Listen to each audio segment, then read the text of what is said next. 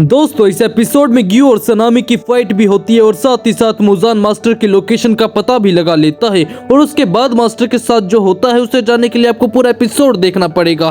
तो चलिए शुरू करते हैं। एपिसोड की स्टार्टिंग में जेनित्सु की स्पैरो बहुत तेजी से एक लेटर को लेकर जेनित्सु के पास जा रही होती है और यहाँ हम देखते हैं तांजीरो को पत्थर हिलाते हुए देखकर जेनित्सु और इनोसुके दोनों शॉक हो जाते हैं। तब तांजीरो सोचता है मुझे ये करते रहना होगा, अगर मैंने इस मूवमेंट को एक बार भी छोड़ दिया तो इसे दोबारा से धक्का देना मेरे लिए मुश्किल हो जाएगा। और तब हम देखते हैं तांजीरो को देखकर इनोसुके भी एक्साइटेड हो जाता है और उस पत्थर को हिला देता है। तब जेनित्सु चीखते हुए कहता है अब तो इसने भी इसे हटा दिया, आखिरकार अब मैं क्या करूं। और तब हम देखते हैं जेनित्सु की बड़ उसके लिए एक लेटर लेकर आती है और तब हम यहाँ देखते हैं तांजीरो की बहुत बुरी हालत हो रही होती है और वो सोचता है आखिरकार मैंने स्टोन हाशिरा की ट्रेनिंग को पूरा कर ही लिया, लेकिन अब मुझे बहुत ज्यादा प्यास लग रही है, प्लीज कोई तो मेरी मदद करो नहीं तो मैं मारा जाऊंगा। और तभी हम देखते हैं स्टोन हाशिरा वहां आ जाते हैं और तांजीरो को पानी पिला देते हैं और तब तांजीरो कहता है शुक्र है मैं अब जिंदा हूँ और स्टोन हाशिरा को थैंक यू कहता है। पर हम देखते हैं स्टोन हाशिरा अब भी उसके ऊपर पानी गिराने से रुक नहीं रहे होते और तांजीरो और ज्यादा पानी से मना कर रहा होता है और स्टोन हाशिरा से विलेज के बारे में पूछता है।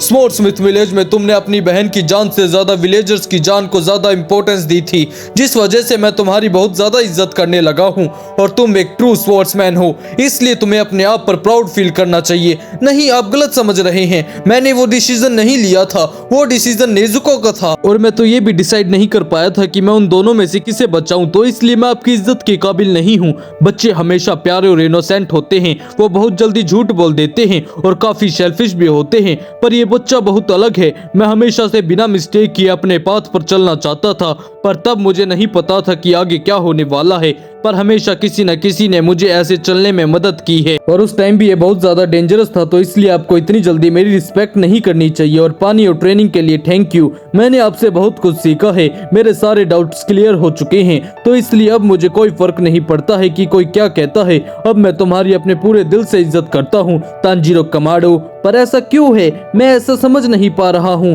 और तब स्टोन हाशिरा अपने बचपन के बारे में बताने लगते हैं और कहते हैं एक बार मैंने बहुत सारे अनाथ बच्चों को एक टेंपल में पाला था, वहाँ पर किसी की भी फैमिली नहीं थी, पर वहाँ पर सभी लोग एक दूसरे की मदद करते थे और एक फैमिली की तरह रहते थे और मैं भी उन्हीं की तरह रहना चाहता था। पर एक दिन एक लड़का रूल तोड़कर रात को बाहर ही रह गया और उसके पीछे एक डीमन पड़ गया और उसने खुद को बचाने के लिए उस डीमन को हमारा पता बता दिया। हम लोग ऐसे एरिया में रहते थे जहाँ पर डीमन का खतरा हमेशा बना रहता था, तो इसलिए हम रात को विक्टोरिया फ्लावर वाला बर्नर बाहर रखते थे, पर उस लड़के ने उस बर्नर को रात को बुझा दिया, जिस वजह से वो डीमन अंदर आ गया और उसने आते ही 4 बच्चों को मार डाला। और जैसे ही मैंने बाकी 4 बचे हुए बच्चों को बचाने की कोशिश की और तब उनमें से 3 बच्चों ने मेरी बात ही नहीं मानी और शायद ये इस वजह से था क्योंकि उस टाइम पर हमें ज्यादा खाने को नहीं मिलता था, जिस वजह से मैं बहुत वीक था और उन्हें भी लगा होगा कि एक अंधा इंसान हमें क्या ही बचाएगा। और उस टाइम बस सायो ही थी जिसने मेरी बात मानी और मेरे पीछे आकर छुप गई और तब वो तीनों वहां से भाग गए, पर डीमन ने उन तीनों की गर्दन को काट दिया,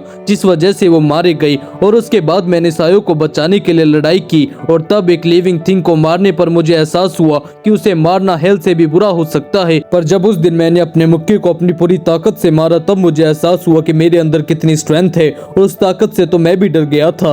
और तब मैं सुबह तक उस डीमन को मारता ही गया और मैंने अपनी जान को रिस्क में डालकर भी सायो को बचा लिया। पर जब सुबह लोग उसकी मदद करने के लिए आए तब उसने उनको कहा कि ये पर्सन एक मॉन्स्टर है और इसने सभी को मार डाला है, जिसे सुनकर तांजीरो हैरान हो जाता है। तो स्टोन हाशिरा कहते हैं लगता है वो डर की वजह से कंफ्यूज हो गई थी, जिस वजह से उसने ऐसा कहा। मैं तो बस उससे थैंक यू सुनना चाहता था और उसके यही लफ्ज थे जो मुझे बचा सकते थे, पर बच्चों को तो सिर्फ अपनी चिंता होती है। और जब अथॉरिटीज वहां पहुंची तब तक डीमन की लाशें वहां से गायब हो चुकी थी और सिर्फ बच्चों की लाशें बची थी, जिस वजह से उन्होंने मुझे मर्डर के लिए अरेस्ट कर लिया। और अगर मास्टर मुझे बचाने नहीं आते तो मैं उस दिन मारा जाता। और तब मैंने डिसाइड कर लिया था कि अब से मैं किसी पर विश्वास नहीं करूंगा और मैंने तो तुम पर पहले भरोसा भी नहीं किया था, क्योंकि चाहे लोग जितने भी सच्चे बनते हो पर वो अपने असली चेहरे तभी दिखाते हैं जब उन्हें खतरा महसूस होता है। पर उस दिन तुम भागे नहीं और ना ही तुमने उस सिचुएशन में अपना मुंह फेरा। तुम तो अपनी पूरी जी जान से वहां लड़े हो। और चाहे ये सुनने में सिंपल लग रहा हो, पर बहुत सारे लोग ऐसा नहीं कर पाते हैं, तो इसलिए तुम बहुत स्पेशल हो तांजीरो। मैंने बहुत सारे लोगों को अपने दिल की आंखों से देखा है, तो इसलिए मैं जानता हूँ कि सभी लोगों को अपने फ्यूचर के बारे में चिंता होती है। तो इसलिए मैं आज से तुम्हारी मदद करूंगा ताकि तुम कभी भी गलत रास्ते पर ना जाओ। मैं भी अपनी पूरी कोशिश करूंगा और इन सब के लिए थैंक यू। तब स्टोन हाशिरा तांजीरो के सिर पर हाथ रखकर कहते हैं, तुमने मेरे साथ अपनी ट्रेनिंग को पूरा कर लिया है, तो इसलिए वेरी गुड। तब यहाँ तांजीरो, गेन्या और इनोसुके खाना खा रहे होते हैं। तब गेन्या कहता है, चाहे जो मर्जी हो जाए, पर स्टोन हाशिरा सच में बहुत कमाल के हैं। उन्होंने मुझे कहा है कि मेरे अंदर कोई टैलेंट नहीं है, तो इसलिए वो मुझे अपना अगला सक्सेसर नहीं चुनेंगे। पर उन्हें यह एहसास हो गया था कि मैं डीमन को खाता हूँ, जिस वजह से उन्होंने मुझे अपना स्टूडेंट बना लिया। और उसके बाद उन्होंने मुझे लेडी शिनोबू से अपना चेकअप कराने के लिए कहा है। और जब भी मैं उनसे मिलता हूँ, तब वो मुझे देखकर बहुत अजीब से फेस बनाने लगती है और मुझे लेक्चर देती है। अगर मैं भी कोई ब्रीथिंग यूज ना कर रहा होता, तो मैं भी बिल्कुल तुम्हारे जैसा होता। तो क्या तुम अब ठीक हो? और मुझे लगता है लेडी शिनोबू को तुम्हारी चिंता हो रही होगी, जिस वजह से वो ऐसे रिएक्ट करती हैं। क्या तुम्हें सच में ऐसा लगता है? बिल्कुल यही बात है। और इसके बाद मैं ग्यू से मिलने जा रहा हूँ, क्या तुम मेरे साथ आना चाहोगे? मैं नहीं आ सकता, क्योंकि मैं अभी तक उस पत्थर को हिला नहीं पाया हूँ। और ये शायद इसलिए हो रहा है क्योंकि मैं कोई ब्रीथिंग यूज नहीं कर सकता हूँ। और तब हम देखते हैं इनोसुके उसका मजाक उड़ाने लगता है। तभी इनोसुके और गेन्या आपस में लड़ने लगते हैं। और तांजीरो कहता है, अगर तुम मेरे साथ चलोगे तो मैं तुम्हें एक बात बताऊंगा। तब गेन्या कहता है, आखिरकार तुम क्या बताना चाहते हो? ये बात तुम्हारे बड़े भाई के बारे में है। और तब यहाँ तांजीरो जेनित्सु को ढूंढते हुए उसके पास पहुंच जाता है और कहता है, क्या तुम इस पत्थर को हिला पाए? तब जेनित्सु मना कर देता है। तब तांजीरो कहता है, मैं तो तुम्हें बस ये बताने आया था कि मैं नेक्स्ट ट्रेनिंग के लिए जा रहा हूँ। और हाँ, मुझे काफी दिनों से लग रहा है कि तुम आजकल बहुत चुप चुप हो, क्या कोई बात है? तो जेनित्सु कहता है, ऐसी कोई बात नहीं है, मैं बिल्कुल ठीक हूँ। मैं बस इसलिए चुप हूँ क्योंकि मुझे अब समझ में आ गया है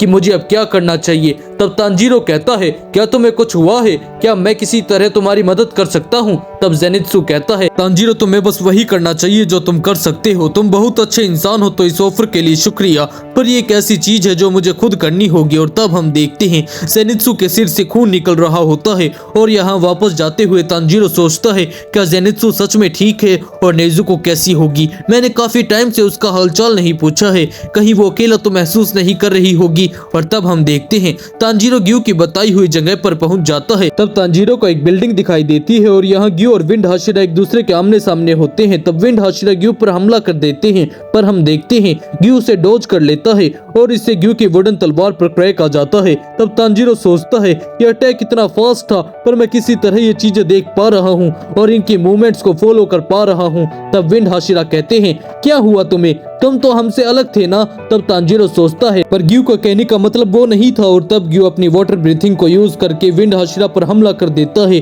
पर विंड हाशिरा उसके हमले को डॉज कर देता है और ग्यू पर हमला कर देता है। पर हम देखते हैं ग्यू अपनी रिफ्लेक्सेस को तेज करके विंड हाशिरा पर हमला कर देता है और उन दोनों के हमले से उन दोनों की तलवारें टूट जाती हैं। तब विंड हाशिरा कहते हैं, चलो फिर अब हाथों से लड़ा जाए। और तब हम देखते हैं तांजीरो उन्हें रोकने के लिए बीच में कूद जाता है। तो विंड हाशिरा कहते हैं, चुप कर जाओ, तुम्हें तो मुझसे दूर रहने के लिए कहा गया था ना, पर तुम तो फिर भी मुझ पर चुप कर नजर रख रहे हो। तब तांजीरो कहता है, अगर तुम हुआकी के लिए लड़ रहे हो तो मैं तुम्हारे लिए और बना दूंगा। तब विंड हाशिरा कहते हैं कि यहाँ पर कोई मजाक चल रहा है। तब तांजीरो कहता है, मैं तो सीरियस हूँ, क्योंकि जब मैं आपके घर पर ट्रेनिंग कर रहा था तो मुझे आपके घर से बहुत अच्छी स्मेल आ रही थी, और जब भी मैं वापस आता था तब मुझे आपके घर से ग्रीन टी और हुआकी की स्मेल आती थी, तो मुझे लगा कि आपको वो बहुत पसंद है। तब यहाँ ग्यू कहता है, सनामी क्या तुम्हें सच में ओहाकी पसंद है? तब तांजीरो कहता है, ओहाकी सच में बहुत ज्यादा टेस्टी होती है। तो आखिरकार तुम्हें ओहाकी कैसे खाना पसंद है? मुझे भी अपनी दादी माँ की बनाई हुई ओहाकी बहुत पसंद है। तब हम देखते हैं सनामी को इतना ज्यादा गुस्सा आ जाता है कि वो तांजीरो को मुक्का मार के उड़ा देता है, और थोड़ी देर बाद तांजीरो को होश आ जाता है। तो ग्यू कहता है, सनामी को गुस्सा आ गया था, इस वजह से वो कहीं चला गया है, तो ये बात है। पर आखिरकार तुम लोग लड़ क्यों रहे थे? हम लोग लड़ नहीं रहे थे, वो लड़ाई हाशिरा ट्रेनिंग का पार्ट था, जिसमें हम हाशिराज एक दूसरे के साथ प्रैक्टिस करते हैं तो ये बात है, तभी तुम लोग वुडन स्वॉर्ड को यूज कर रहे थे। मुझे माफ कर देना, मैंने तुम्हारी ट्रेनिंग को खराब कर दिया। तुमने ऐसा कुछ नहीं किया है। मैं तो सनामी से ढंग से बात भी नहीं कर पा रहा था और ऊपर से वो हमेशा गुस्से में ही रहता है। पर चलो अच्छी बात है, कम से कम मुझे उसके फेवरेट फूड के बारे में तो पता चला। अगली बार जब मैं उससे मिलूंगा तो मैं उसे ओहाकी खाने को दूंगा ताकि हम लोग अच्छे दोस्त बन सके। तुमने सही कहा, मुझे भी आगे से ऐसा ही करना चाहिए। तब एक क्रो कहता है, ऐसा बिल्कुल मत करना बेवकूफ। तब यहाँ रात को सनामी गुस्से में कहीं जा रहा होता है और कहता है, आखिरकार वो लोग कहाँ चले गए हैं? क्या ओबनाई और म्यूचिरो दोनों को ही आज एब्सेंट होना था?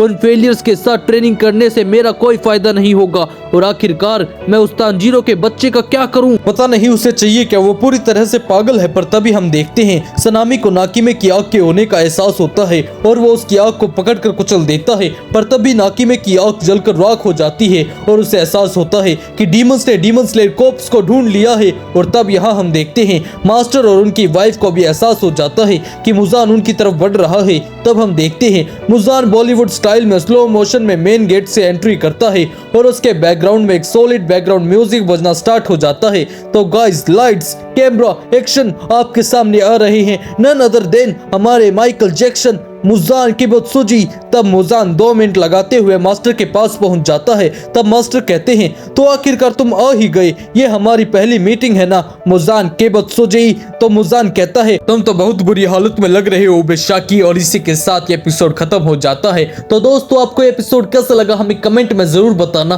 बाकी वीडियो को लाइक कर दो, चैनल को सब्सक्राइब कर दो और कमेंट में नेक्स्ट पार्ट लिख दो। बाकी मिलते हैं एक और न्यू वीडियो के साथ।